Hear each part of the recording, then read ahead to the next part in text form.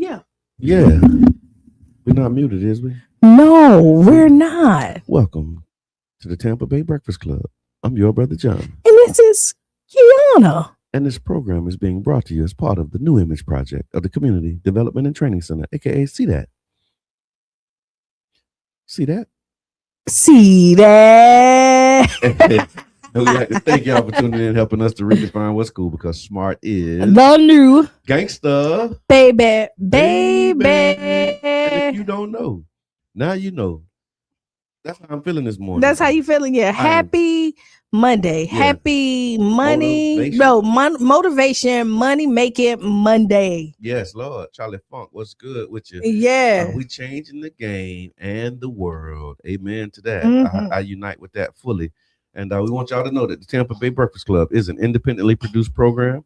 The views, opinions, and statements expressed by the hosts, guests, or callers are their own and do not necessarily reflect the views, positions, or policies of Carafesta Radio 99 Jams, its ownership, management, affiliate, sponsors, or partners.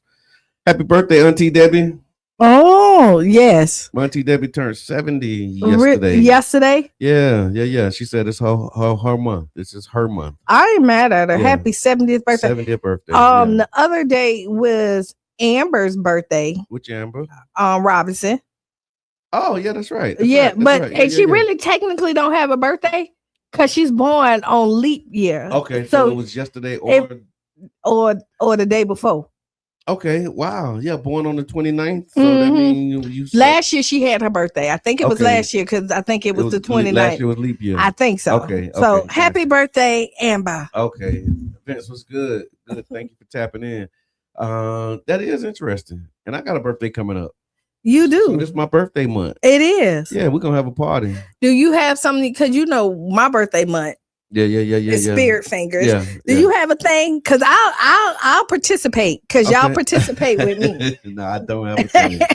I don't have a thing. I just I'm turning 50, and so we're gonna have a good time at Urban. So yeah, that's my thing this year. Just kind of celebrating 50 years. I usually like be real like in a funk around my birthday time. Why? I don't know. Like Good morning, I Tiff. struggle with birthdays. Like I was so sad. The saddest one I remember was when I was turning 18. Like I cried. Why? I didn't want to be 18. What you wanted to be? I don't know. You wanted to still be a kid? I just ain't want to be 18. And then a month after I turned 18, I got arrested in April. And that ain't funny, but that's why you didn't want to be 18. That was probably why. Okay, yeah, I'm making grown folks decisions. I'm gonna have to pay grown folks dividends. So you're but watch this. So after I got arrested in April, the first question they asked me was, "How old are you?" And I told them I was 18. And then I told them my name, and they said, "That's not your name." And then they started laughing, saying, "What are you, an Irishman?" Because Malone, it was like, really. Negro named Malone. Yeah. In South St. Pete, in Child's Park. Like, that ain't your name. And then later on, I found out they were right. That was not my name. Yeah. Okay. Yeah. Because you changed it. I mean, slave name, that whole history. And all yeah. Well. So that was Charlie Funk say he feel the same way. Okay. About birthdays? No, I feel like, okay, so birthdays for me. Yeah. Is I feel like I don't really ask for much. Yeah. That's the one day that like my people, like I really kind of go all out and they choose to come hang out with me. I think, when was the last time I actually had a party for my birthday? I can't even remember really. But this one gonna be big. We're gonna have a good time. So it's gonna be March 21st at Urban. I'm looking forward to seeing my family, my community, and just people I love, people who love me. So yeah, we're gonna do that. Let's turn up. I like birthdays. Yeah, I'm a birthday girl. Don't come all stuffy and thinking, oh well, it's Brother John's birthday, and so like, no, Brother John want to have a good time.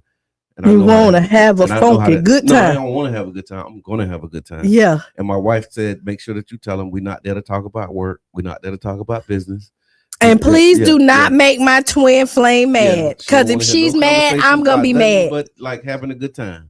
So that's what we're doing. Yeah. Oh, man, the world is going crazy. Yeah, we went to sleep, woke up in the war. How about that, man? I mean, I guess that's how this happened. And it was like I thought you had to go to Congress in order to declare war. Like that's not a thing no more. So listen, whatever the rules are, okay, I don't think they apply to him, or he don't think they apply to him, and nobody is forcing him to do that. But it's kind of like, what do you do? Like at this point, unless you like completely like fire him, there's no consequences for his actions. So he's just like, whatever. Yeah. Like I can break the rules. What y'all gonna do for me? Impeachment is a joke. They're just gonna or you just take me to court and we'll see how it goes. And I got all of them in I have all of them in my pocket. Yeah. So I gave them their job, so they're not gonna side against me. Hint, hint, hint. So I can kind of do what I want to do. So now we're over there in Iran, right? Yeah. And we're over there, so they mad at us, right? And then I think we hopped into the Mexican stuff, so they mad at us. Yeah, with the cartel, right? Yeah. They mad at us. Venezuela mad at us. Oh yeah, right? I mean, because you just over there and you just like kidnapped their president and took their oil. Right. And telling them like y'all can't use it. So we gonna sell it. Don't worry about it. We got it. Like we gonna keep the oil moving. Yeah, like do what I say or y'all don't get nothing, kind of, you know what I mean? So right.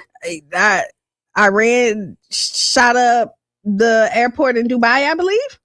I don't know, but I think so. I saw something that's possible. I saw something that was posted saying that they bombed like the thing in Israel where they turned the salt water into regular water, and so they're gonna be thirsty in Israel. But they saying that they saying Iran was ready for them. They've been waiting on this. Like they knew that they was gonna eventually come. And now that they're there, like they've been ready.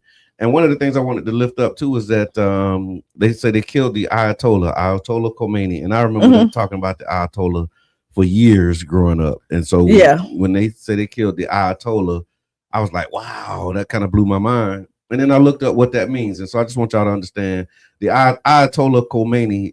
Ayatollah is not his name. Ayatollah is a title. And the title is in the 12 or Shia Islam, because you got like Baptist, Methodist, Episcopalian. Well, in Islam you have like Sunni, Shia, what they consider Orthodox, and so this is the Shia Islamic branch, and he's a high-ranking religious scholar and leader with deep expertise in Islamic law, theology, and jurisprudence. He actually has the right to do the religious. He has religious authority, so he guides the Shia community on Islamic belief and law.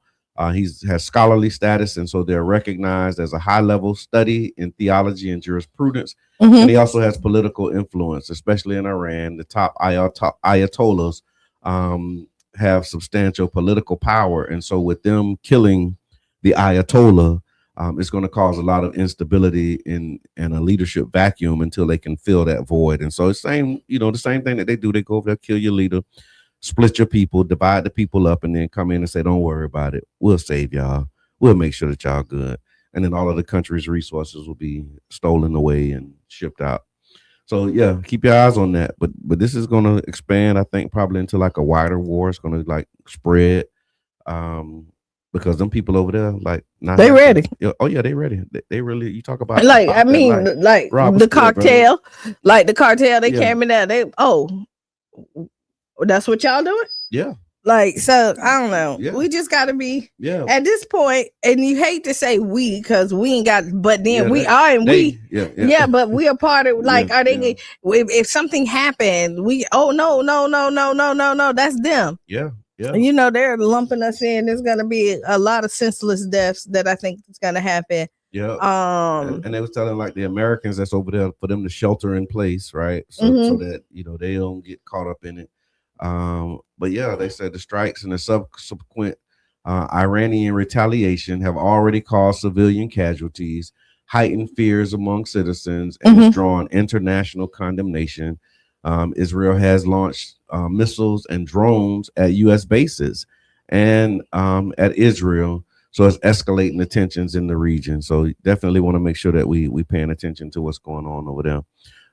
See, we got a caller coming in. We do got a caller. Caller, you on the air. We talking about the bombing of Iran. What's on your mind? I ain't got nothing to do with Iran. Calling to make that clear, right? Yeah. I don't want no trouble, Iran. Iran. I didn't say Iran. Well, Iran, because when they coming over here, that's what's gonna be. Iran then found shelter to get away from the bomb. Yeah, loud and clear.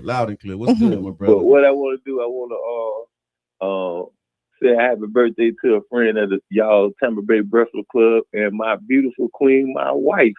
It's her birthday today. Sure enough. I saw that. Happy, and who said birthday? Happy birthday, Sharonda. Mrs. Davis, baby. That's good, man. Yeah, so I wanna put a special shout out, let the world know, let the Tampa Bay Breakfast Club know that my queen birthday today, and I'm going to work to hide from her. I love you. But I gotta go to work. You know what I'm saying? So if y'all see it in the street today, ride around, and tell her happy birthday and let her know her husband loves her. I appreciate y'all. No doubt. You know what I'm saying? Well, I got you. Came on and let the whole world know. Matter of fact, when we get off, I'll call and say, Damien said he appreciate you. That's right. Yeah, that's Q, you always on time, girl. That's I got you. I love y'all. Love you back, man. Hey, one more shout out. I want to give a shout out the Room 109, man. Love doing good things at Room 109. So all the black couples and black excellence, not only black couples in general, man, y'all go out there and check it out. Reserve your room at Room 109. Y'all ain't gonna want to miss that, man. Okay. It's a great experience, man. Right. Love, thank y'all. And that's in the Fusion 49th district. It is. I see that. I like what she's doing. Yeah. I really do. I just see pictures, so I'm not sure exactly what it is. I see pictures, and I've talked to a couple of people who went there. I do like she said, it's not a restaurant, it's not a club, it's a dining experience. So she has different chefs that kind of come in, they cook. She has violinists, she has R&B. I saw one with a saxophone. Right, and so they come in there and they just really kind of like you. I've never been, so just talking to people, they really enjoy it. And they're embracing, relationships. And like she said, if you ain't about that, you're not the target audience. No. This is not for you. Yeah, no, that's good. And I think business owners who are clear on their target audience are the ones who excel, right? Yeah. Because when you're trying to please and do everything for everybody without having a clear focus on like who you're doing it for, then that's when you take feedback as pushback. You lose. You really kind of lose your way because you think that like you're missing something. Yeah. So shout out to Love Dorsey. Appreciate that. And then of course, while we're doing shout outs for businesses, we know that the Black Money movement is still in full swing, y'all, and the cash mob is coming to Fusion 49th district. So on March the 7th at 12 o'clock, coming to Baja's. I was trying to find the address, but if you don't know where Baja's are, we might have to look at your South St. Pete card. But we're gonna make sure that we put it in. It's on 49th Street. 1836. Yeah, 1836, 49th Street South. So let me just read it. So the Black Money Movement presents the Cash Mob at Baja's. Again, join us as we come together to support local Black-owned businesses, circulate our dollars in the community, and enjoy some great good vibes and unity. March the 7th, 12 p.m., 1836 49th Street. It's takeout only. Bring your cash, bring your people, and bring your appetite. Let's show up, spend together, and make an impact where it matters the most. Black Money Movement / hashtag Cash Mob. Support. So make sure that y'all pull up and be a part of the Cash Mob. Yeah. So when I was looking at this thing about the wars too, right? So just kind of going back to Trump and these wars, one of the things that I had was how they have lied historically to go to war, like just outright just lie and say this is why we're doing this stuff. And so you got to be mindful when they tell you that they're going to war. The reason that they give you for going is usually not the reason that historically it is. And one of the things with Trump is he not traditional with telling you like, okay, we got this excuse and we going to war. Like he telling you like, we're going to get that oil. Like we're going to get the, like before you used to have to figure out, if you wasn't conscious that that's what they was doing. But like he telling you now, we going because we want. That's a bully, right? I don't like it either way, but then it does put you in a situation, I think, when you be like, oh, so you can do what you want to do. Like before, people be like, no, like people can defend you. Right? People can be like, no, it's not really. No. Yeah. Nah, like it's like, well. So then if you had then somebody else who are our allies, if I'm thinking, right, if I have a resource that you want, do I now become the enemy? Like what stop you from saying that like I'm not gonna go and take your resources? And then if you got resources, like what's stopping you from being like, okay, we're gonna be preemptive and get in front of this in case y'all talking about coming over here. And then now we have people that probably are our enemies that's pretending to be our allies, because I know that would be my next go-to, right? Are we cool now? Yeah, no. But then people start to align. I can't even think. Allies, alliances and allies with other people who feel the same way, and then everybody's smiling in your face and they're setting up something to attack. So I do think that it does weaken the defense system. There's a reason why, like, they tell a white lie. Sometimes, I mean, so this one of the things. So like I remember this in school too. I remember we used to have to study this. They talk about the sinking of the Lusitania. This was like 1915, and the claim was that Germany had committed an unprovoked war crime by sinking a civilian passenger ship. What was later revealed is that the Lusitania was secretly carrying military munitions, including rifle cartridges and shell casings. Britain knew that the German U-boats were operating in the area, and they still allowed the civilians to get on the boat. The ship was registered as a legitimate target under international law because of the arms cargo. But what happened was that the U.S. public was emotionally mobilized using the image of innocent civilians while critical facts were withheld to generate support for the war. Then you had the Gulf of Tonkin incident. This was used to justify war in Vietnam. The claim was that the North Vietnamese had forced an unprovoked attack against you. That's the whole thing. Like, y'all attacked us and y'all shouldn't have. What was later revealed was that the second attack never happened, they said, and that radar and sonar readings were misinterpreted or just made up. And then President Johnson admitted privately that the incident was questionable. The false pretext led to over 3 million Vietnamese deaths, 58,000 American deaths, and a war that Congress never fully declared. So you had that. Then, of course, in our lifetime, I mean, it's a whole bunch more, but we ain't got time to get into all. We don't, because it's 8 o'clock. But then you had like the first Iraq war, when they claimed that they had weapons of mass destruction over there. They used to justify going to Iraq. And they usually kind of say that, and that's what they were saying, that over there in Iran, that they were ready to, do what they finna do. They about to do their little dance, and now. So y'all let us know, when you come back. When we come back, we're gonna talk about that. We also want to finish the conversation we were having around the state of the city. Trump did his State of the Union last week too. We never really talked about that, so I wanted to get y'all thoughts on the State of the Union. And it's Motivational Monday, so if you got a good word, give us a call. Let us know what the word is for this Monday. We'll be back about 6 or 7 minutes after the hour. From the shadows, caught on camera, exposing.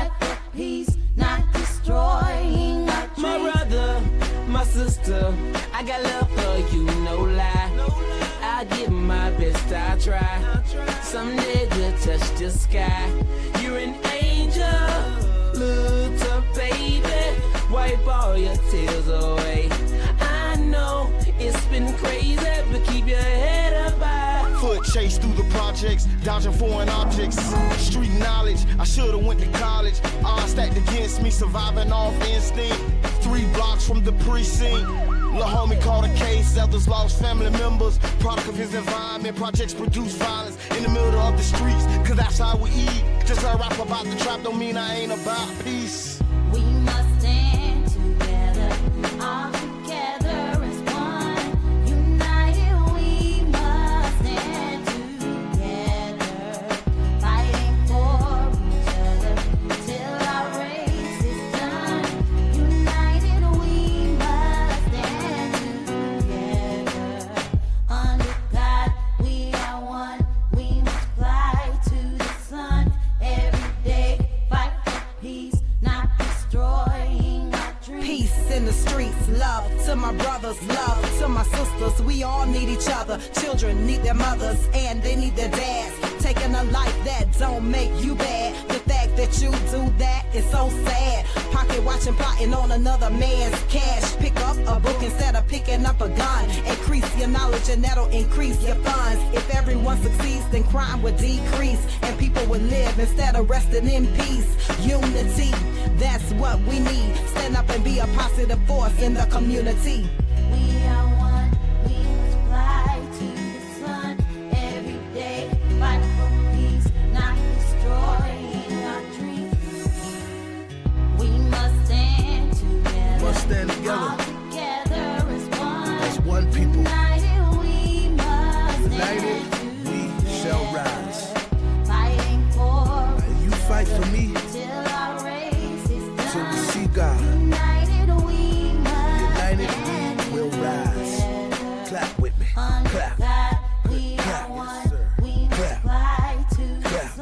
G beat on the track, man, and I mean this is from the heart.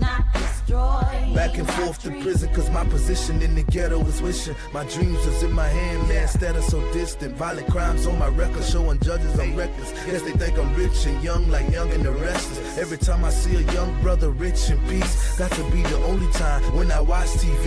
Cause the struggling and suffering is all I see. Besides muscling and hustling at wall with heat, I point the finger at the devil, boy, for taking my peace. Cause the only way to live is to take to the streets. But they rate me as a villain for the killing and dealing. For what? My last resort to make me a living. I don't give a damn, tell them so what? I'm gonna survive even if they threaten me with life.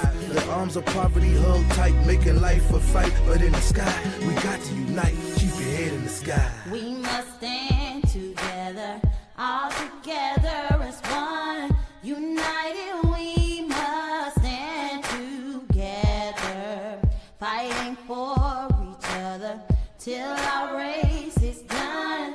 United, we must stand together. Under God, we are one. We must fly to the sun every day. Fight for peace, not destroying our dream. We must stand together, all together as one. United, we must stand together. Indirect cost of talks European between the gas U.S. has and soared over Iran and 50%. Geneva when Iran agreed to zero stockpiling of uranium as a guarantee that it would not pursue a nuclear weapon. Iran's Foreign Minister Abbas Araghchi condemned the U.S. for abandoning diplomacy. Contrary to Americans, that their record is very bad and very negative.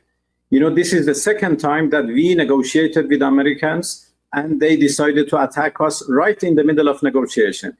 In Israel, an Iranian ballistic missile struck a residential district of Beit Shemesh on Sunday, killing 9 people and wounding 27 others. Another strike killed a woman in Tel Aviv. Other Iranian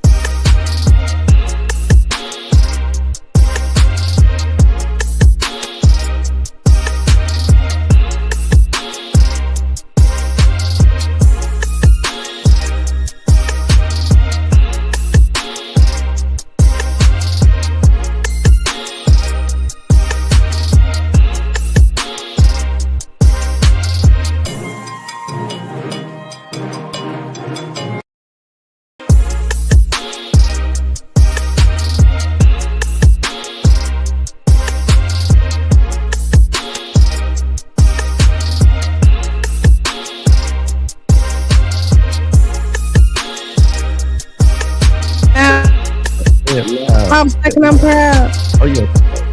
I don't care when, I like, what lifetime, I always want to come back black. I wouldn't do anything but be black. Me neither. Like, I really, really Yeah. don't want, like, Yeah. every lifetime, Be black. every single lifetime. You think you always been black? Like you think like in a previous lifetime you might have been something else? I might have. Like, like I got like, so I think I was kind of a Gazelda at one point. Okay. What's a Gazelda? Blanca. That's in your past life I was, experiences? I was definitely a mermaid. Okay. I would absolutely agree with that. Yeah. And then on the flip side over there, I think I probably was a part like of the FBI or something like that. Okay. Like investigative. Yeah. Kind of, Hopefully all those I was chocolate. I hope all three of those I was chocolate. It's hilarious. But I feel it though, yes. Well, welcome back to the Tampa Bay Breakfast Club. I'm your brother John. This is Qiana. And this program is being brought to you as part of the New Image Project at the Community Development and Training Center, aka See That. See that. And we'd like to thank y'all for tuning in and helping us to redefine what's cool, because smart is the new gangsta. Baby. And if you don't know, now you know. Now you know. And we want to remind everybody that the Tampa Bay Breakfast Club is an independently produced program. That means the views, opinions, and statements expressed by host, guest, or callers are their own and do not necessarily reflect the views, positions, or policies of Carafesta Radio, 99 Jams, its ownership, management, affiliates, sponsors, or partners. You said your dad's birthday coming up 2 weeks. Tomorrow. Yeah. His birthday. Yeah. Mm-hmm. We got a Would You Rather. Would you rather what? Would You Rather is brought to you by Jerish Martin LLC. Mm-hmm. So would you rather be an example of discipline or the voice of unwavering encouragement? Would you rather be an example of discipline or the voice of unwavering encouragement? That's a good one. What are you gonna go with? I'm gonna go with the example of discipline. Yeah, of course. I like the example of discipline, because if I'm an example of discipline, that means I'm doing what it needs to be done, and I'm getting stuff done. Yeah. Then that example will hopefully inspire others to get it done too. Because a lot of times the reason we don't get stuff done is because we don't have discipline. So that's really kind of where I was going, like in my mind, like kind of playing with it a little bit, because if you are disciplined, then you can get everything you need to be done. You can encourage people to do stuff, but if they don't have the motivation or the discipline to get it done, it don't matter what you say, because you're wonderful. Yeah, and then you can do it, but then they just sit at the edge of the pool and never jump in. So I'm going with discipline as well. It became clear to me, in this moment, because I was talking to somebody, and they called me. I'm blessed, like I'm really blessed, right? Because I get phone calls with a lot of people that they share ideas with me about things that they want to do, and the reason I say I'm blessed is because over the years, I've seen and helped people workshop so many ideas, right? And to be able to see, like, I remember when that was a thought. I remember when you first had that idea. And so to be able to see, like, from the idea stage to the execution and like pulling it off, like that's one of my like greatest joys, right? I love when people say, hey, I got this idea for this thing. And then I give them I sprinkle a couple things on it. Yeah, you give them a little bit of that unwavering encouragement, and then they go off and do it. Right, that's one part of it. The other part of it is you got people that bring you ideas and they want you to do it. You ever had that happen? All the time. Yeah, but see, I'm out of that. Like, okay, listen, I'm not jumping into that ring no more. Yeah. Like, unless like at this point, like I don't want to. Yeah, I don't want to take I don't want to take nobody else's vision. Yeah. And then make it come to life and then sprinkle my sauce to it. That Jerish Martin magic on it. Yeah. And then Jerish Martin don't get you know what I mean, the credit for doing it right there. And then you take it and be like, I did it, but no, it wouldn't be whatsoever. That's why I said there's two parts to it, because there's the one part where it's just like you bring the idea, you're not asking me to do nothing, you just think, well, I'm just a thought partner. I love being the thought partner. I like people when I'm like trying to create. Like I have thinking boards or people that I bounce stuff off to that kind of help me like mold it to a degree. Like I'll do it my idea, but they don't facilitate it. Yeah, that's the other part of it. Yeah. So the thought partnership is one thing, but then the second part of the partnership is when like, okay, now you asking me to do things, and that's when it get into a whole nother realm. But the reason I bring that up is because somebody called me and they was sharing their idea, and I just had to be like keep it a buck. Like, that's a great idea, but I'm just not confident in your ability to actually do it. Because like that's the space that I'm in right now. Yeah. Right. Like I know you could do it, but in all of the things that I'm seeing just in the examinations and recaps and these 10-year look backs and all of the stuff that we've been doing, I'm finding that the plans haven't been the biggest part of the problem. The biggest part of the problem is the discipline to follow through and execute. And that's the hard. I mean, to be honest, discipline is hard. Yeah. Like I know for me to sit down on my computer is probably the hardest thing. And I need I really need to do it. Right. That's a big part of it. And I know that I suck at it. Yeah. No, I don't hide it. Like I know that I suck at it. Yeah. But once I sit down and commit to it, I get so much done. Yeah. And I'd be like, why didn't I just do it? Like, why didn't I just put that aside and sit it down? So discipline is definitely important. And that gets you out of the thinking about a stage into the actual production. Right. Of it, because a lot of times as well, thinking about it is harder than actually doing it. And so you're thinking about, I got to do this and I need to make sure I do this and do that. If you just get up and start doing it, you'll see that it don't take as much time, effort, or energy as it did in your mind. It doesn't. Yeah. And you know where else I'm at? I'm okay with sliding on out of stuff too. Oh yeah.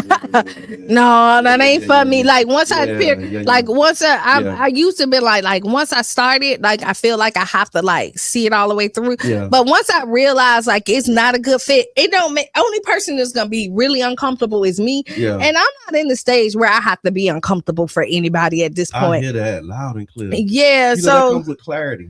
Yeah. So once you clear, because you know when you like thinking it might or it might not. And so you have what they call that indecision, like I may be able to like work this through, push this out. But once it becomes really clear that it's not going to be a good fit, I'm all right with that too. And I try to do it at the beginning because I'm okay with moonwalking out, right? Yeah. As soon as it becomes clear. I think that's another part of the decision-making process. But it's hard because I'm going to tell you why. When you believe in something and you're invested in it, you want to do everything you can to make it right. So you be like, okay, do I need to turn sideways? Do I need to like hold my stomach in to fit in? Like you try to do everything you can. Like, should I not talk so much? Like you try to, before you get to, once you're invested and you really care about something, you try to do everything you can. And that's a sign that like your integrity and you really want to be involved in the project. Here's what I found. Something you said that just kind of like made it click for me when you said you want to do everything to make it right. Right according to who? Because if you're not aligned on what right is, then that's when you start having the issues, right? Because now it's like, okay, I think this is right. You think that is right. And now I'm doing everything that I can to make it right. Is it right according to what I think, or is it right according to what you think? And that's where those early conversations have to happen, and those continuing conversations have to happen. And you are aligned on what is right. What is the outcome that we're really pushing forward? And then once you get to a spot where you just see that it's not going to line up like that, then I'm okay these days with saying, you know what, man, here's everything that I have for you to win. Yeah. Go win. And then I'll celebrate with you, and I'm looking forward to the victory. Like I'm really about that. So in the comments, we got some comments about what would you do? Would you let me say still walking on it? Let me go back, because the would you rather that we asking is, would you rather be the example of discipline or the voice of unwavering encouragement? Yubi said discipline. Kiwi says example of discipline. Still working on it though. Yubi, you can be encouraged and do nothing or do wrong. Amen. It takes discipline. It takes discipline to make a discipline. I hear that. I like making sure the money doesn't get lost or wasted. That's a beautiful thing to be in love with. And then imagination versus implementation. That's a big one. And let me tell you, That's when a you're big trying one. to change your life, Yeah. discipline is very important. Yes. Because as soon as it get hard, if you're not disciplined, Yeah. you will slide, but you will backslide to what took you into Yeah. the life that you didn't want before. Right. And so you have to be disciplined because unfortunately adulthood is kind of ghetto. And so like your bills come every 30 days. They don't stop. Yeah, they disciplined. They don't send that regularly, consistently, on time. You know, you don't want to go to your job. Like people gonna get on your nerves, but you know, I think going to a 9 to 5 is way better than going to the streets and then have to risk doing, 9 or 5. Yeah. No, I hear that. 5 to 9 I hear or that. whatever, however you want to say it. So like discipline is very important. I'm going with discipline again. Discipline. Also, Mama Blue, she says, I need discipline and funds to make these not that kind of grandma t-shirts at a standstill 6 months. Yeah, I hear that. So yeah, thank y'all for the Would You Rather. Again, Would You Rather is brought to you by Jerris Martin LLC. And so when you're looking for a high quality entertainment curation, top tier event stage management, look no further than Jerris Martin. Jerris Martin offers professional entertainment consulting and artist coordination, as well as event management services to bring your next event to life, ensuring a seamless, exciting experience for your audience. And so, we've been kind of dissecting the state of the city. That happened a couple of weeks ago. I think it was delivered on Wednesday, the 18th, but it was a lot in the state of the city. And so last week we talked about the report and the update that was given on youth development programs. Today I want to talk about the economic development in arts, because the way that this current administration is set up, they set up these 5, I think, pillars of progress. And so we went through them. And I think the last one that we have here that we haven't touched on was the economic development in arts contribution. And so economic developments in arts, he said that there was $1.4 billion in construction activity, 54,000 permits processed, 196 small businesses supported through the CRA microfund. Manhattan Casino is reopening this summer. The municipal marina modernization is advancing. There's ferry service between St. Pete and Tampa is launching year round. And then there's 66 nonprofits that have been supported through the ARPA services program. And so the mayor is positioning the city as a city of growth and opportunity, especially in tech, arts, and mobility. My question is, do you think that this development is happening equitably across all neighborhoods? With all of this activity that's going on, do you think that it's happening equity and that the majority of the people are benefiting? And if not, who's being left behind? I know there was a lot of. So I do think people are left behind. Okay. And only because I don't think that, and I could be wrong. I think they put the programs out there and I think they are good programs, but I don't think they're intentional about getting the people. Like, I put it out there, it's up to you to come and get it. And if you come get it, then good. But if you don't, like, it was out there for you to get. Yeah. Like, they're not going to the neighborhood associations and saying, hey, this is what we have. I don't see any mailers going out to the community saying this is what we have, so that you can reach all the people, because a lot of people, how many people watch what's going on? How many people know, check the city website to see what activities and what programs, and let somebody else bring it to your attention, and then they, they doing this. That's the way that it's spread. Yeah. And most of the time those people are intentional, always looking for a program, and then they may hop on and tell everybody else. People in the community who keep their eyes open for these things. Yeah. But if you spread the word, but if you're not connected to them people, then you don't know, right? And so I think that good idea, but the execution is not always done. And I do think that comes into your different departments that you have. When we talk about you're sitting in seats, you have this, and this is your area that you're supposed to make sure happen. And I think that you need to be graded about how many people participate. Like, even if you set up this awesome program and only 2 people participate in a program that's supposed to have 100 people, you fail. Wow. You know, in my eyes. Yeah. No, that's right though. And that's another one of the questions. Like, how do you measure success for these roles? Is it just spreading when you say spreading the word, is it just putting it on billboards and getting it out and making it available? Or are you looking at the success of your outreach by how many people actually respond? Like, that's another one of those it's just metrics. And so the question is, so who gets to use the Manhattan Casino? It's a great question, Mama Blue. And so from what I was told, the model that they're using is going to be like, I guess, sunken gardens almost. So it's not going to be a private operator. The city is actually going to operate it and run it. And so you would have to book through the city just like you would book through any other. But that was the last thing that I heard about it. It's so much stuff that can happen. We just need to pull the string and find out like who gets to use the Manhattan Casino. I think it's open to the public though. Yeah, I think so. That's what we heard. Yeah. You know, I will. There's so many things that can happen with the Manhattan Casino, right? Mm-hmm. I would love to manage the Manhattan Casino. Okay.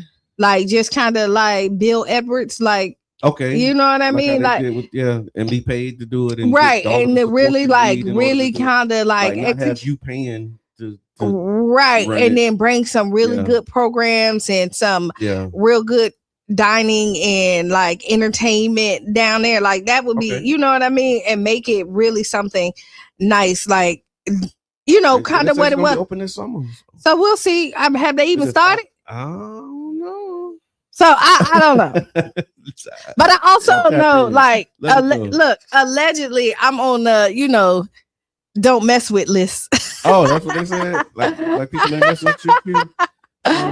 You know, I you know, Outkast is my favorite group. I'm okay. At this point, like I really, you know, live by the Outkast manifesto. I'm okay with it. Yeah. I'm at this point. At this point. Pronounce Outkast. I pay all my bills. You know, I get up. I typically smile every morning, so I'm okay. Like, if you have a problem with me expressing and not being down with whatever, then I'm okay with that. Yeah. Because like, I'm not one of them people that's not going to hold you accountable, because I want people to hold me accountable. That's right. Like, when I mess up, hold me accountable. The one thing that I definitely, Maria came in and what she said, I love. She was Maria like, Scrubs, Maria Scrubs. And what she said in here is like, I'm a public figure and I put stuff out there publicly, so you could check me publicly. You don't have to do it behind closed doors, because she called you out publicly. Yeah.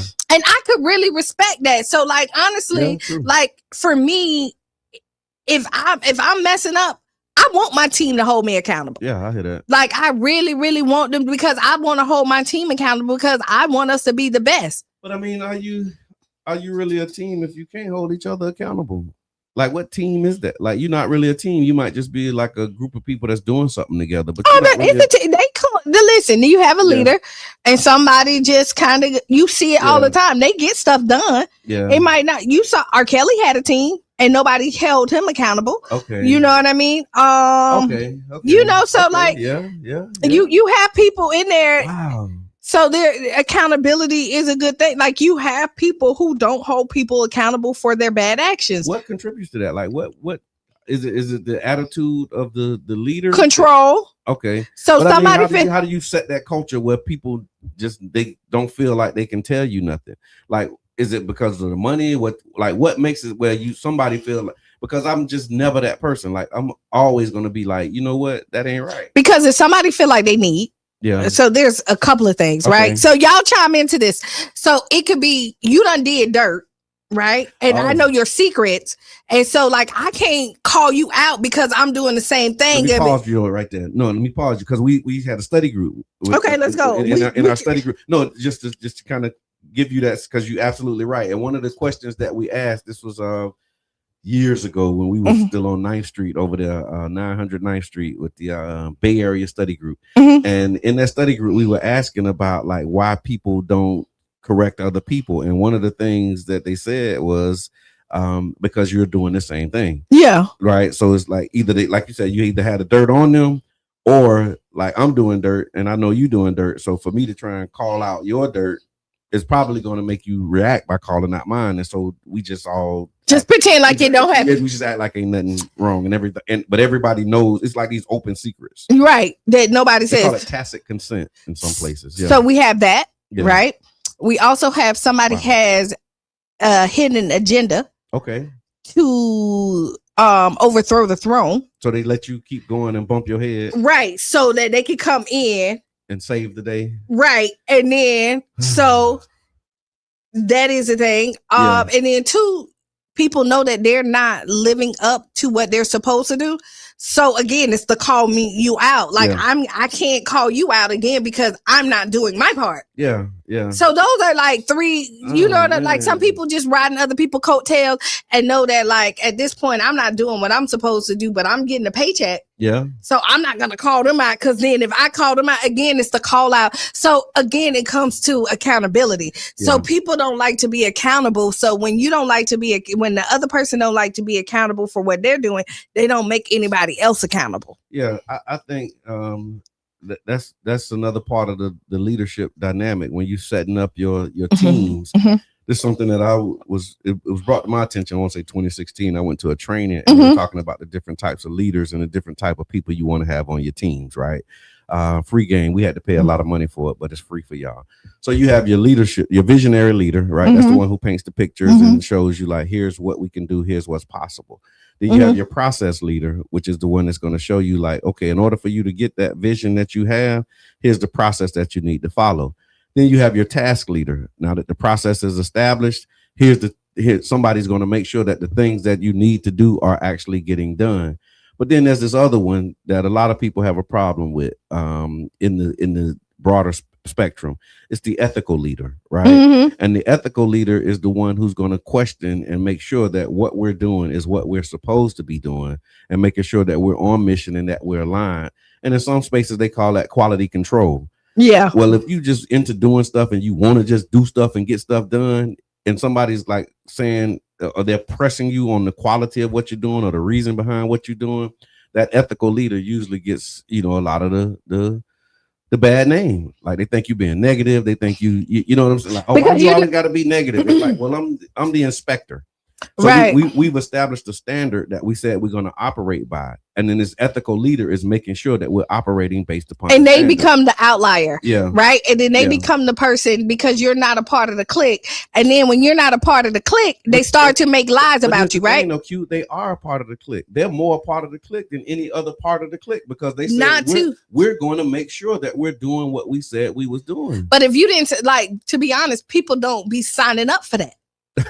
They don't sign up for you to make some people you see it like you see it even in the political realm. You'll see somebody that you'll have people over here, and because this person didn't agree with them, they shun, they put them to the side, and then but that's the most loyal person ever is the because they're gonna say, hey man, what you doing ain't right, or what you doing, you can do it better if you fix these few things. Like that's the person people don't hear that. People don't hear that. Yeah, that's my wife. My wife is that for me. Like she'll question why you doing that? What make this? But you should sense. Because if nobody can ask you why, and make you think about your why, because your why is going to let you know if you're doing it for the right reason. And so if you don't have somebody that's like saying, hey, let's walk through this. Why are you doing this? Tell me, what is your motivation for this? And then because a lot of times you don't even realize why you did it. Like it could have been an emotional decision,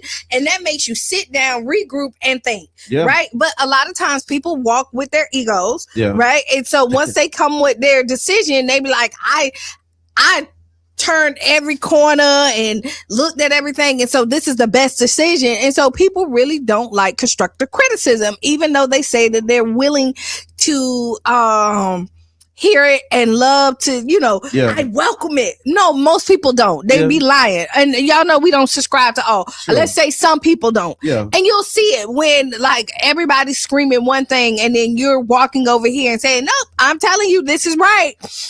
Tell me what I'm missing that you're seeing. Just tell me. And usually they can't. And like I said, just to your point about the why, that was my experience with city council. Like you know, when I tell the story about how I took my wife to dinner and, you know, asked her if it was okay for me to, you know, would she support me in running for a city council? I mean, you know, applying for a seat for city council. One of the things that, like, her first question, like, I talk about broadly the conversation, but in that conversation, she was like clarifying and helping me clarify, like, why are you doing this? Why would you do that? And making sure that it's not like vanity. You know, you want to be seen as an ego. Like, are you clear on what the impact of this is and what this means, and like really helping me workshop it so that I can say, you know what, I'm clear on why I want to do this and what the impact of me doing this will be. But without having somebody like that, and then when you doing it, to say, hey, I thought you was doing this for that reason, but based upon your actions, it looks like you're doing something other than what you said. Like, man, if you ain't got nobody like that on your team, then man, what? And then when you can't ask the why and people feel it's time to walk away. Yeah. And you can't make suggestions about the what. So let's take some of the comments. And so we got Dr. Jordan. Thank you for tuning in. The Hope Doctor. Dr. Jordan likes the discussion, holding leaders accountable. Absolutely. Ms. Teresa, good morning, family. What we're witnessing here in this country is a classic example of a team not holding the leader responsible for his wrongdoing. Yeah. Oh my God. Charlie Funk love to call out the dirt. It's a skill. Ooh-wee, Brother John is on point. Personally, I experienced some of that in my most recent full-time position with a local nonprofit organization. So I left. And we talked about that earlier too, Ms. Teresa. Thank you so much for that. And being all right with leaving. You got to be all right with leaving. And it's hard, especially when you've invested in. Here's the thing. Here's one of the challenges, I think, with leaving, particularly with organizations, right? Because you sign up for a mission. And when you sign on to the mission and you believe in the mission and you're really working for it and you see the potential of, like, we could really help a lot of people. Right. We could really have an impact in doing this work. And then you start getting into it and you weaving, and then the leadership or those who are in certain positions are not on the same page, or they're not as mission focused as you are. And when the mission just becomes a byline on the website, like, that's a struggle. And then you're trying to get them to be on mission, and then you become the troublemaker, or you become the one who's negative, or you become, you know. But you're the voice of reason. Yeah. But then you have people. Yeah. But I will tell you what I've learned is sometimes it's not the message. Sometimes it's not the delivery, it's the messenger. And sometimes it's the opposite, right? Okay. Because when you walk in, like, if I know you don't like me, it don't matter what I say, you're already ready to rebuttal. Like, you're listening just to rebuttal me, not to hear anything. Some people can put their feelings aside, but if you walk in there and I have the greatest idea ever, and if you have some type of problem with Qiana or anybody else, you typically don't receive what they're saying right there. But if you like Brother John and he comes in and can deliver the message and you receive it, I'm happy with that too. So you really have to know your audience, right? Yeah. And know who's the person that you need to send in. You know, like at your household, like when I want something, I like my mama, it's gonna be Cheyenne or Corey. Okay, that's who gotta go get it. Yeah. Like I just took her shoes, right? I went to the house. My shoe broke. I took her shoes and I said, "Oh, I'm not gonna tell her." So technically, I was stealing. You just stole her down, though. Yeah, no. But let me tell you something. No. She found out. But let me tell you what happened. Hold on, Carla, 1 second, and then I'm gonna let you. So I took the shoes, but Cheyenne is like, "Oh yeah, put the shoes on." Boo, boo, boo, boo. So I had my mom in my car and she was driving, and I actually put my foot on the dashboard, not thinking, and she said, "You got my shoes." And then Cheyenne on the phone, I said, Cheyenne gave them to me. Her whole attitude changed. Now, I was finna get it. Yeah, but because it was Cheyenne. Yeah, so I know Corey, Cheyenne, and Giselle. I hear that. Hey, Carla, introduce yourself. What's on your mind? A motivational Monday. It's you. I'm just listening to y'all, but I'm just saying that, you know, morally, you can make anything okay with yourself. But you might not have an ethical ground to stand on. So a lot of times it be when it start out, it sounds like it's ethically sound and it's what we all gonna do. And then when you get involved, you realize this don't agree with your morals and what they doing. That's right. It ain't what you agree with. So now you stuck at the dilemma. Do I stay or do I go or do I turn a blind eye and don't say nothing. Wow. You know, so when it disagree with your morals or your ethics, because ethics is for everybody. Yeah. Morally, you can make anything right because it only agree with yourself. If you say, well, they did this to me, I think it's morally right, I can go do it to them. The only person you agree with was yourself. So that's your morals. You can take it any way you want. But ethics is the whole group overall. I hear that. I like that. I hear that. Appreciate that. Thank you. Thank you for that framework, man. And that is because you see people like, you know how like two stories, like one person to come up with a story and then you hear a whole nother story and you be like, wait, they don't even match. Yeah. Right. Yeah. Because people lie to themselves all the time and then can talk themselves into being okay with their decision that they make. Like when you make a decision, I always tell people it ain't up to me to make you okay with your decision. Like if you wrong me, like my forgiveness is for me, not for you. Yeah. So I don't have to come to you and tell you I forgive you. Like it's not my job to make you feel good about a decision that you made. It's not my job to make you feel good about a decision that you made. No. Okay. So you brought up a great point that kind of came up. We talk about justification, right? And I just heard you say it too in a different way. How people can make anything that they want to do seem right. Yeah. Even if it's wrong. Yeah. And I think that's the challenge, right? When you start thinking about like you shouldn't do something, but you have to talk yourself into, or you have to give yourself a reason to do it. I think that speaks to like just our nature. Like you know better. And so you can't just go out and just do wrong. You have to like give yourself an excuse to do wrong. Remember that time you didn't put gas in the car? I remember that time. That's why I took the car and never put gas in it again, because you didn't put gas in it that one time. But you know you should have put gas in the car. But you didn't put gas in that last time. Okay, so you got to make not putting gas in the car right because of something I did. That's the kind of stuff that it's like it makes life so much more difficult. It does, because it's a thing. But you have to justify. But you got to justify your actions and saying like, "Dang, I messed up." Yeah. Like, no, you got to have a reason. Oh, you made me feel like this, so I didn't follow through with what we talked about. Yeah, I thank God for my father, because he raised me on a lot of words and sayings, right? And one of the things that he used to say, he said, you can lie to anybody else, but always make sure you tell yourself the truth. I agree with that. But sometimes people, they lie to themselves so much they believe the lie. That's dangerous. But that's a lot of people. Part of what he said. He said, boy, because when you start believing your own lies, you're in bad shape. You do. And I always had like a conscience, right? Because of that. Like I didn't realize at the time that that's what he was doing. But he always used to say, especially when he caught me in a lie. Yeah. And I held the line and I'm going to not, cave. And he know I'm lying. Yeah. As like our parents do. Yeah. And he would just say, okay, well, listen, you can lie to anybody else, but just always tell yourself the truth. Because when you start believing your own lies, you're in bad shape. And it's unfortunate that we see that happening. But for me, I've always been all right with accepting responsibility for my part in whatever it was that I did. But people are really delusional. I done been somewhere in a panel. Yeah. And somebody has lied straight to the person who's involved. But because they really believe this lie, they confuse you. Have somebody ever came to you and talked to you about something and you be like, you remember? And you be like, yeah, but then they done convinced you. Okay. That this is true, and something in your soul saying this ain't right. Okay. Yeah, right. And then when you think about it, like, no, they so wrong about that. Like, I did not do that. But they done came in there, they believe they lie, and they done convinced you to believe they lie. So here's another thing that I'm glad you said that. And it's Motivational Monday, y'all. So this kind of we just kind of doing what we do. Yeah. Y'all know when Mr. Eben ain't here and it's just me and Q, we just kind of just float on, ride the wave. Yeah.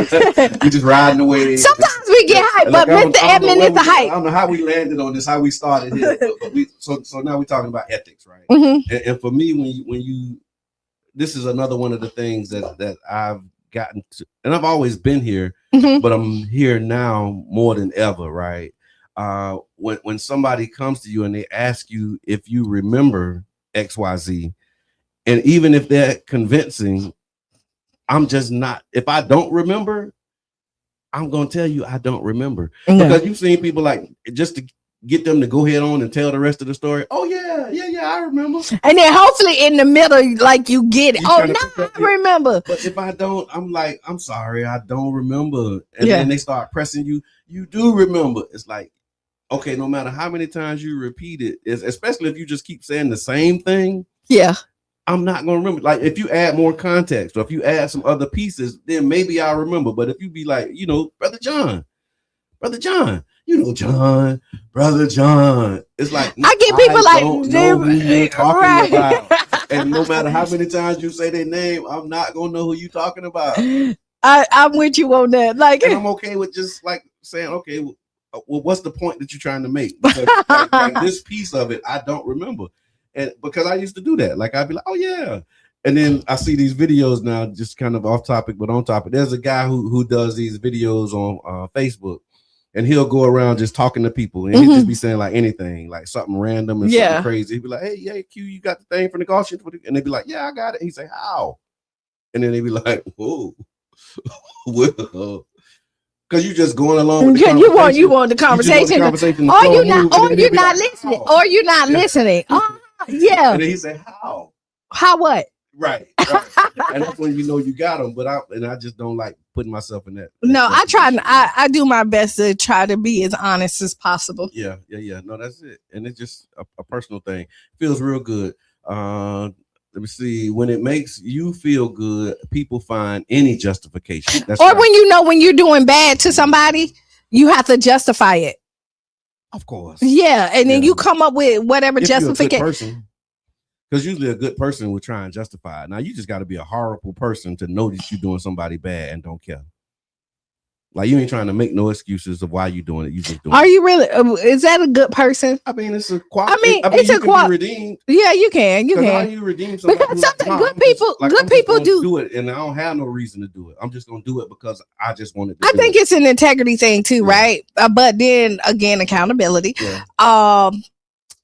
Good people do make good people do make bad decisions, right? Sure. I don't think that instant in like something you did in one situation should dictate like every interaction. Yeah. But I do tread lightly after that. And there's some interactions that will maybe make me look at you different forever. And I'm not saying that you don't change that. I just don't put myself back in there. Like there's people that were not good friends to me, but I don't tell other people that they're not going to be good friends to them because people show up different for different people. Yeah. No, I hear that loud and clear. There was a question that I had. I wrote it down because you made me think of it. Go ahead. I'm trying to find it. How do you work with people who you don't like?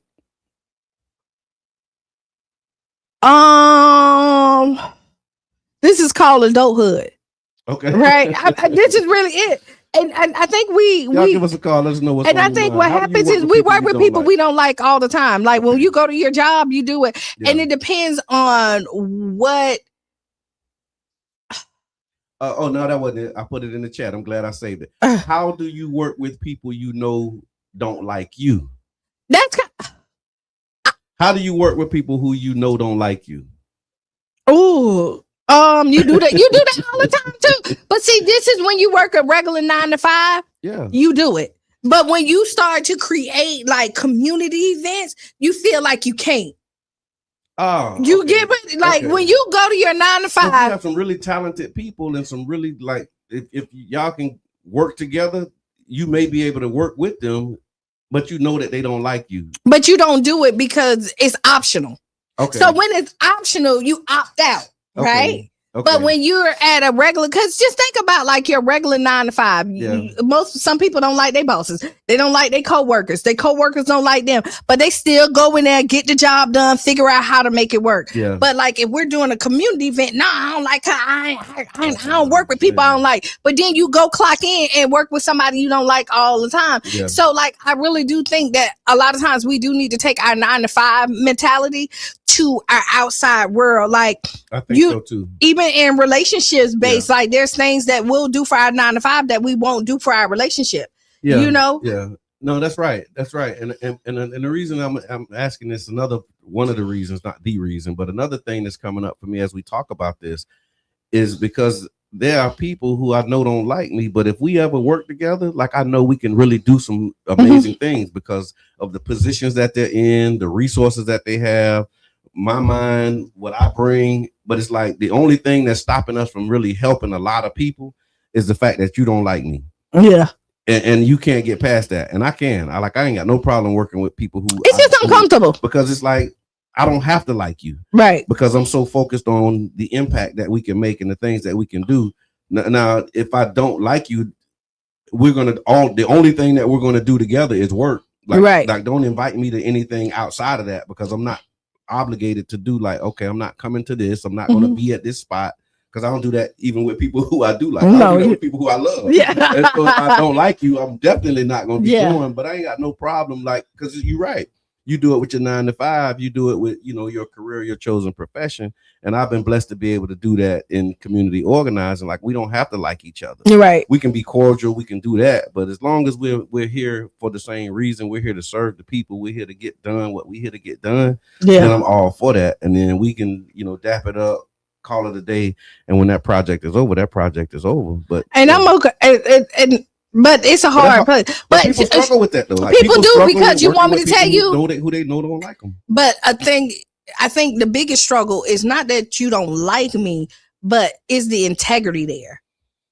Like, so how and that's the thing is when you're working with somebody in the project, you got to trust that they're going to do their part. Okay. So if you don't like me, are you going to still execute the part that we need to work together because it's me? And so that becomes the struggle right there. It's not the dislike. It becomes distrust. Right. And it's the distrust people can't get through because if we working on something and you don't like me and then you be like, yeah, you're right. It's hard to work with people you can't trust. Like I can not like you, but if I don't trust you, it's totally, Yeah, that's right. Thank you for that context. Tiff say, you just do it. You just do it if it comes to the 9 to 5 because you don't have a choice. Yep. Let me see. That's a manipulative person, said Charlie Funk. Everybody in the band doesn't have to like each other to perform the show. Right. You don't. I love that because that's my analogy on so many things. Like that's how I see my role in community. But the smaller like conductor to be able to, like, I can't play the instrument, but if I can assemble the people who can, and then just give them the sheet music and the notes, like that's my.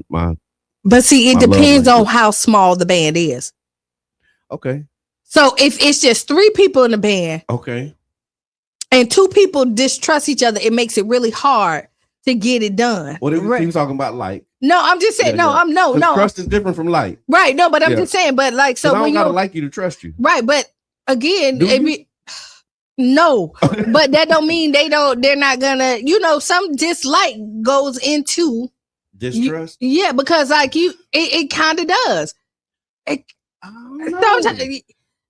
It kind of, but okay. So let's say this. Like if we got an agreement on the thing that we're doing. Okay, so but some people like is different from trust. So sometimes it can be. It can be, but some people, If I know you don't like me, do I trust you? So let's say 2 people. I know this is just me processing. No, okay. So let's say you don't like me, do I still trust you?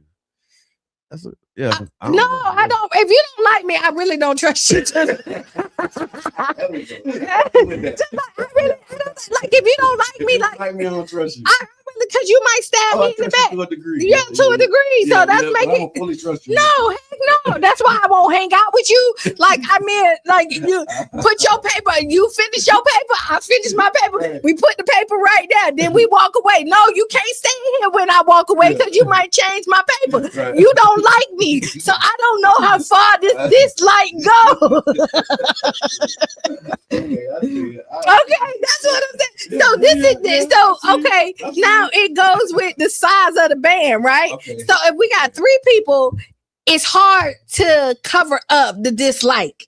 Let me say that. Okay. Now, if we got 10 people, the dislike can be It can be mass because we got buffers. Okay. We got people that come in and I might like that person and you might like that person. So that's our buffer person. So our dislike does not interrupt what is happening. So how you feel about people who recruit others to join them in their dislike of you? I don't agree. Yeah. I don't agree. Yeah. To a degree. Cause some people, cause some beef is some beef. No, Now, like what you're saying. So like, okay, in a band of 3, okay, I don't like you, right? And then this is another part of how it happens. And then in a band of 10, I don't like you, but now I'm sharing my reason or my justification or whatever we want to call it for why I don't like you, and I'm recruiting other people to not like you too. That's a problem.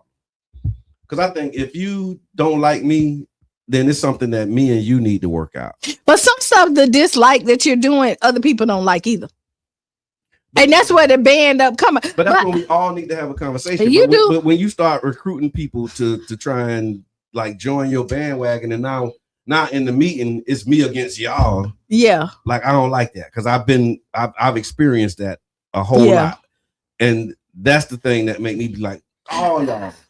So this is like, you mean to tell me ain't nobody in here like value this enough to be like, hey, let's all have a conversation, let's all work through this. But y'all kind of formed you had your little secret council for revolt and overthrowing, and then now you're gonna come together when we could have just like the original 2 people who was in that conversation could have worked through it, because it might have been something real small that we could have handled. It usually is really small that you can work through, but typically like I'm okay with y'all if something is wrong and the group has talked about it. Like sometimes like, okay, I come to you like I'm experiencing this, like I ain't saying all this, but this is what I'm saying, and then you agree with me, boom boom boom boom boom, right? Because I'm trying to get counsel and ask you how to navigate, but you're having the same problem. Then boom. Now I go to somebody else because you can't help me navigate this for real. And then somebody else said, now we bring it to the masses. It seems like we're double teaming you, but no, we all have the same problem. So like, I mean, if you're handling finances wrong and we all show it, but I'm the one who brought it up and I'm the one, because some people don't say nothing. But that's what I'm saying. The first person I'm going to say something to is the person who's handling the finances. Like that's my first place. But you do talk to that person. But when you, because what I'm saying is this: like because here's again another part of the experience. You go to somebody and you saying, okay, they're not doing this right or they're not doing this thing wrong, and then the reaction is, oh, I never thought about that. Right. Like you think that everybody else is thinking like you, and then you go to them and you ask them, are they having the same problem? And they like, no, I ain't having that problem. Yeah. That's the issue that I have with that, because now you put a problem on somebody who they didn't have and they can't do nothing about. No, and they're not even a part of it. Like, but now they like, oh, you know what? Now that I think about it, but they do that. But or it flip up, because people have come to me and say, hey, like this is what I see, boo boo boo. And then I'll be like, well, have you thought of it this way? Yeah. And so you can be, that person can be the clarity that the other person needs. And my question is, have you talked to them about it? So no, that'd be my question. Like, why you telling me? If you haven't talked to them about it first, that's a flag for me. Right. When you come to me with a problem with another person and I ask you, have you talked to that person already? And you tell me you haven't, then that's a flag. Not that it's the end of the world, but for me, I'm taking notes, because why would you come to me and you have, and then we can say, oh, well, I was going to go to them. And I know you got away with words. Maybe you can help me. And how I go to them. But no, if you come to me and you got a problem with somebody else, I'm going to direct you to that person. And you should. Yeah. But sometimes people come to you the same way. Yeah. Like I get a lot of people like, hey, I need help with this. Like, I don't know how, like, not in those words. Like, I don't know how to deliver it. So it's not really a red flag. So it's not really a red flag for me. But it's a caution signal. But if you say no, then I'm like, that get my attention. But if you're coming to me from a sincere place and really want to figure out how to execute it and you want to get it, I think that's a smart move, right? Yeah. Because like when I go, and I don't, it's not a caution, it's not a red flag, it's nothing. If you're coming from a sincere place and not coming to bash, right? Yeah. Because I know I have interacted with this person, and every time I say something to it, it goes left. Boom. Yeah. Not for this I situation, hear that. but I hear I've been that. walked in there and said stuff, and we just so now I have this problem. Yeah. And this how could you help me, God, so that I don't have this? Boom. Yeah. And sometimes again, Yeah. I'm not the person that needs to come and say it. Yeah. Because it's not going to be received. So if I'm coming to a third party because I know that you're the person that can, Like a voice of reason, maybe. right? Yeah. And you can be the voice of reason, and you can say, "Qiana came to me." Yeah. You know what I mean Yeah. in the whole thing. But I'm this gonna say person, it. And I'm gonna call Qiana and be like, Qiana, like, if see, that's just, I'm okay with I'm it. just different like that. Like I'm telling you, like if If I say it once, I say it twice. And if I call this, but that's what I'm and see what I've experienced, and we probably can do. We can continue this on What's on Your Mind Wednesday. Mhm. But that was early on in some of my interactions where I have people would bring me their problems Mhm. that they have with other people, and they wouldn't say them to other people, and then I would like now I subscribe to your problem, I hate and that. when I see the other person, I'm speaking to that person about your problem, even though it's not my problem. Right. But because you scared to say it, I'm feel like I gotta say it. And that's manipulation. But then they leave me out there when I No. say, hey, no, now that we hear it, I thought we was here. And then they be like, what you talking about? I didn't know That is Like, I manipulation. done got jammed up with No, that so many that's times in my life. manipulation. Yeah. That is, and I don't like that. Yeah. When you know, because loyal people Yeah. Yeah. link up with their people and they take their problems and make it theirs, Yeah. right? And they know that about you. Yeah. And then that person will still be scheming and smiling and kicking with that person, and Yeah. then they'll put you up to fight their battles. I don't. That's guns blazing in a that's battle a that big ain't even- red flag, Yeah. and that's a different situation. yeah, You know yeah. what I mean? Like you sending me up, and like I had a talk with somebody. Like everybody got a problem, but you're the only one that's speaking. You're the only one that's without your job, right? Yeah. Everybody else still have their job, so you got to move smart. Like you can't take on everybody else beef when it ain't yours. Yeah. I had to learn that. Yeah, you do. Well, you know what? It's 9 o'clock. It is Motivational Monday. So I hope you were motivated, inspired by something that you heard this morning, man.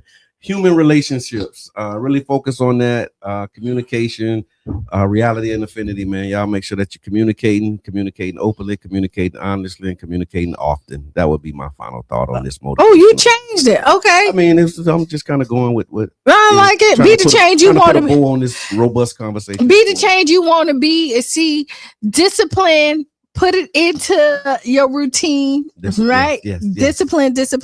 Write down those 5 things. Y'all already know why. If y'all don't, Google it. I don't know. Just Go to back, make you, rewind the tape. Just 5 things that make you feel good. Stay tuned for Sister Hughes. Make you lose your shoes and shout all around the house. This has been the Tampa Bay Breakfast Club. I'm your brother John. And this is Qiana. And we out.